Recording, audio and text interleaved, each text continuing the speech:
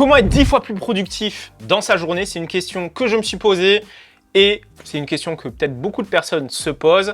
Et ce qui se passe, c'est que moi, j'ai tout testé et dans cette vidéo, je vais te présenter voilà, où est-ce que j'en suis arrivé justement en termes de setup, en termes d'organisation. Comment est-ce que j'organise ma semaine, comment j'organise ma journée de manière à pouvoir être productif et avoir un maximum d'impact pour ma location courte durée, pour mon business en général.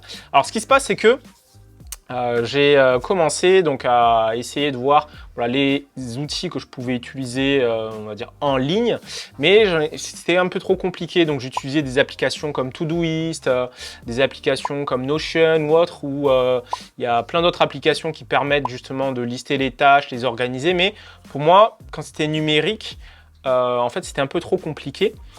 Et j'en suis arrivé à la conclusion que c'est beaucoup plus, enfin du moins pour moi, c'est beaucoup plus productif d'implémenter là le système que tu vas voir maintenant. Donc là, comme tu peux le voir, là on passe derrière l'écran. Donc moi, pour organiser donc ma semaine, mes journées, j'ai essentiellement deux fiches. Donc il y a deux fiches que tu verras, une à la journée et une à la semaine.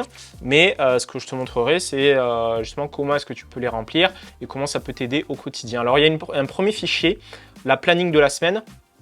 L'idée, c'est quoi? C'est que avant, moi, voilà, je faisais les tâches un peu au jour le jour, où en gros, c'était les urgences qui arrivaient, et puis moi, je faisais le pompier, en fait. Et du coup, comme on le sait, dans le business, c'est du 20-80. C'est-à-dire que 20% des tâches vont ramener 80% des résultats, et inversement. Et en général, on perd son temps dans 80% des tâches chronophage pour réaliser 20% d'impact, tandis que normalement ça doit être l'inverse. Et pour cela, pour éviter d'être dans l'urgence, c'est important de planifier sa semaine en fait. C'est pour ça que c'est important que tu te mettes dans ton calendrier un créneau, par exemple de 15 minutes, où tu vas pouvoir imprimer la fiche là que je suis en train de te montrer et organiser ta semaine. Donc comment tu vas fonctionner? Donc cette fiche, tu peux l'imprimer et elle va consister à lister les top 3 actions de la semaine.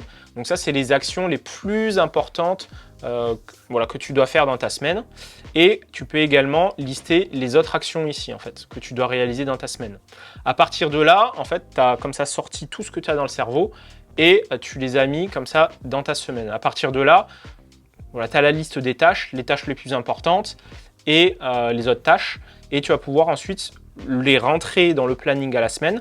Donc lundi, mardi, mercredi, jeudi, vendredi, samedi, dimanche, parce qu'il faut planifier toute sa semaine, même le samedi et le dimanche. Et ce que tu vas rentrer, donc moi ce que je te conseille, c'est déjà de rentrer les temps pour toi en fait. Les temps, avant de rentrer les choses pour le boulot, c'est important de rentrer tes temps personnels. Par exemple, si tu vas faire du sport, si tu as des rendez-vous vraiment avec toi-même ou autre, de les planifier dans la semaine, puisque sinon, c'est un équilibre en fait. C'est comme une table. S'il n'y a pas les 4 piliers, entre guillemets, c'est-à-dire le sport, l'alimentation, le business et la famille, s'il y a un des piliers qui manque, derrière, c'est mal barré. Donc c'est important de toujours avoir ce cadre. Donc en premier lieu, tu vas renseigner ici, dans la semaine, les tâches voilà, qui vont t'aider d'un point de vue perso, on va dire. Ensuite, tu vas renseigner une tâche. Donc là, il y a les 3 actions les plus importantes de la semaine. Tu fais une action par jour. Donc là, tu en rentres une le lundi, une le mardi, une le mercredi par exemple, ou une le lundi, une le mercredi, une le vendredi par exemple. Et après, tu vas combler tout ça avec les autres tâches que tu vas renseigner voilà, tout au long de la semaine. Moi, ce que je te conseille, c'est pas plus de 3 tâches par jour. Tu peux commencer déjà par ça. Parce que l'erreur que je faisais aussi au début, c'est que je mettais 20 tâches dans la journée. Mais au final, j'arrivais jamais à vraiment tout faire en fait. Donc ce que je te recommande, c'est de commencer petit.